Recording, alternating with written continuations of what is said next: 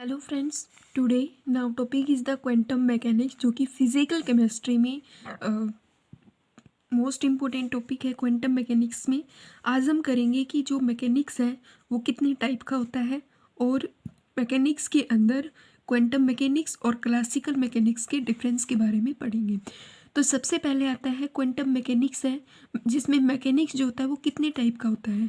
Mechanics जो होता है वो मेनली दो टाइप का होता है, एक होता है क्वांटम, एक होता है क्लासिकल मैकेनिक्स।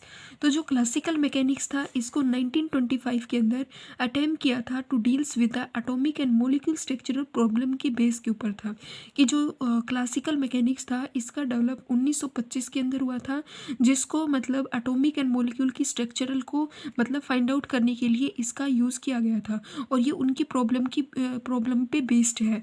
ठीक है, क्लासिकल मैकेनिक्स ब्रांच होती है साइंस की, जो बेस्ड होता है अपन लॉ ऑफ मोशन के ऊपर, और ये बेस्ड होता है मैक्सवेल इलेक्ट्रोमैग्नेटिक वेव थ्योरी के ऊपर, जो एक्सप्लेन करता है phenomena refer to the motion and energy के फिनोमिना को जो एक्सप्लेन करता है।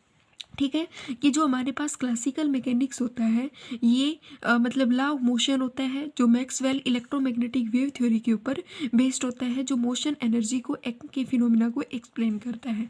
ठीक है, जो क्लासिकल मैकेनिक्स होता है इसको हम न्यूटनाइन मैकेनिक्स भी बोलते हैं।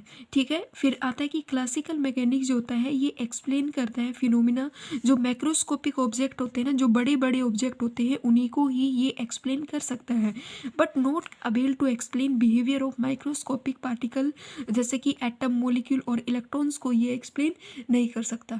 इसने कहा है कि ये जैसे कि जो बड़े ऑब्जेक्ट होता है उनको तो अच्छे से एक्सप्लेन कर सकता है, बट जो वेरी नैनो पार्टिकल्स होते हैं, जो छोटे ऑब्जेक्ट होते हैं, उनको ये अच्छे से एक्सप्लेन नहीं कर पाता है। जो क्लासिकल मैकेनिक्स होता है was not able to explain जो हाइजेनबर्ग अनसर्टेनिटी प्रिंसिपल होता है, और जो प्लैंक क्वांटम थ्योरी होता है, थ्योरी ऑफ रेडिएशन है, उसको ये एक्सप्लेन नहीं करता है, और डज नॉट एक्सप्लेन। और जो ये चार फिनोमिना है, जैसे कि ब्लैक बॉडी रेडिएशन है, फोटो इलेक्ट्रिक इफेक्ट है, हीट कैपेसिटी ऑफ सॉलिड है, एटॉमिक मॉलिक्यूल स्पेक्ट्रा है, इनको भी ये एक्सप्लेन नहीं कर पाता है। फिर आता है कि जो क्वांटम मैकेनिक्स है वो क्या है।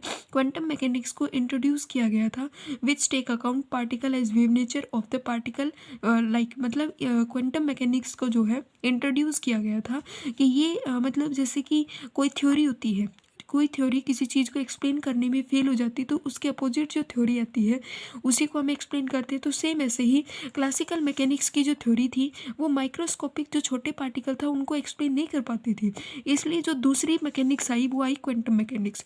तो जो क्वांटम मैकेनिक्स है ये जो है किसके लिए है, ये एप्लीकेबल है जो छोटे पार्टिकल्स होते हैं ना उनको अच्छे से एक्सप्लेन कर सकती है, और हाइजेनबर्ग अनसर्टेनिटी प्रिंसिपल को भी, और जो ये चारों प्रिंसिपल है ना क्लासिकल मैकेनिक्स के, black body radiation, photo electric effect, heat capacity of solid, atomic molecule spectra को भी अच्छे से एक्सप्लेन कर सकती है। इसने क्वांटम मैकेनिक्स ने बताया कि कोई भी पार्टिकल होता है वो वेव नेचर का भी होता है, और साथ ही साथ मटेरियल, जो कोई भी मटेरियल होता है वो पार्टिकल नेचर का भी होता है, वेव नेचर का भी होता है। ठीक है, क्वांटम मैकेनिक्स जो है इन सभी फिनोमिना को अच्छे से एक्सप्लेन करती है। अब हम करते हैं इनके डिफरेंस के बारे में। क्वांटम मैकेनिक्स जो होता है ये माइक्रोस्कोपिक, जो बड़े माइक्रोस्कोपिक जो क्वांटम मैकेनिक्स होता है ना, ये क्या करता है कि it deal with the microscopic जो पार्टिकल होते हैं ना उनको अच्छे से एक्सप्लेन करती है, but in the classical mechanics के अंदर जो मैक्रोस्कोपिक पार्टिकल होता है उनको ये अच्छे से एक्सप्लेन नहीं करती है। जो क्वांटम मैकेनिक्स होती है ये डी बोर्गलिंग के कॉन्सेप्ट के ऊपर बेस्ड होती है। डी बोर्गलिंग कॉन्सेप्ट क्या कहता है कि कोई भी पार्टिकल होता है वो डुअल नेचर का होता है, मतलब पार्टिकल नेचर का भी और एज वेल एज मतलब वेव नेचर का भी। हाइजेनबर्ग अनसर्टेनिटी प्रिंसिपल के कॉन्सेप्ट के ऊपर बेस्ड है। इसमें क्या कहा कि कोई भी स्मॉल मूविंग पार्टिकल होता है उसकी क्या डिस्टेंस होगी एवरी टाइम, उसके बारे में ये क्या करवाता है आपको, मतलब हमें क्या मतलब उसकी नॉलेज करवाता है। ठीक है, बट इस क्लासिकल मैकेनिक्स में क्या होता है कि ये सिर्फ और सिर्फ न्यूटन लॉ ऑफ मोशन के ऊपर बेस्ड होता है, और ये बेस होता है मैक्सवेल इलेक्ट्रोमैग्नेटिक वेव थ्योरी के ऊपर। और इलेक्ट्रोमैग्नेटिक वेव थ्योरी में क्या कहता है कि कोई भी लाइट या एनर्जी होती है वो एब्जॉर्ब होती है, इमिट होती है और एब्जॉर्ब होती रहती है कॉन्टिन्यूसली। बट इसमें जो प्लैंक क्वांटम थ्योरी है वो कहती है कि कोई भी भी एनर्जी जो होती है वो ना तो इमिट होती है ना ही एब्जॉर्ब होती है कॉन्टिन्यूसली, बल्कि वो पैकेट की फॉर्म में इमिट होती है, एब्जॉर्ब होती है। ठीक है, डिस्क्रीट क्वांटिटी जिसको हम बोलते हैं क्वांटा या फोटोन बोलते हैं। क्वांटा फोटोन क्या होती है कि कोई भी एनर्जी होती है वो पैकेट की फॉर्म में हो।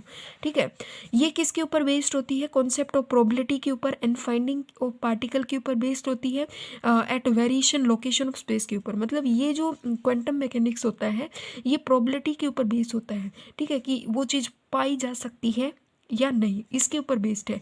But in the classical mechanics के अंदर क्या होता है कि the state of system is defined space lying all the force acting on the particle as well as the position and velocity for the moment. ठीक है, आई होप आपको ये समझ में आया होगा कि जो क्वांटम मैकेनिक्स होता है ये माइक्रोस्कोपिक पार्टिकल को मतलब एक्सप्लेन करता है, ये मैक्रोस्कोपिक को। ठीक है, ये डे बॉर्गलिंग कॉन्सेप्ट के ऊपर बेस्ड है, ये न्यूटन लॉ के ऊपर। ये अच्छे से मतलब हेजनबर्ग अनसर्टेनिटी प्रिंसिपल को, प्लैंक क्वांटम थ्योरी को, इनको अच्छे से एक्सप्लेन करता है। बट ये इलेक्ट्रोमैग्नेटिक वेव थ्योरी के ऊपर, मैक्सवेल इलेक्ट्रोमैग्नेटिक वेव थ्योरी के ऊपर बेस्ड होता है, जिसमें कहा गया है कि कोई भी एनर्जी होती है वो इमिट होती है, एब्जॉर्ब होती है कॉन्टिन्यूसली। बट इसमें कहा गया है कि कोई भी एनर्जी होती है वो इमिट होती है, एब्जॉर्ब होती है, बट नॉट ए कॉन्टिन्यूसली, बल्कि वो किसी पैकेट की फॉर्म में इमिट एब्जॉर्ब होती है। ठीक है, और ये कहता है कि कोई भी इलेक्ट्रॉन्स है उसकी प्रोबेबिलिटी के बारे में हमें बताता है। ठीक है, आई होप आपको ये वीडियो मतलब समझ में आई होगी और आपको पसंद आई होगी, तो प्लीज़ इसे लाइक कीजिएगा एंड शेयर कीजिएगा। Thank you.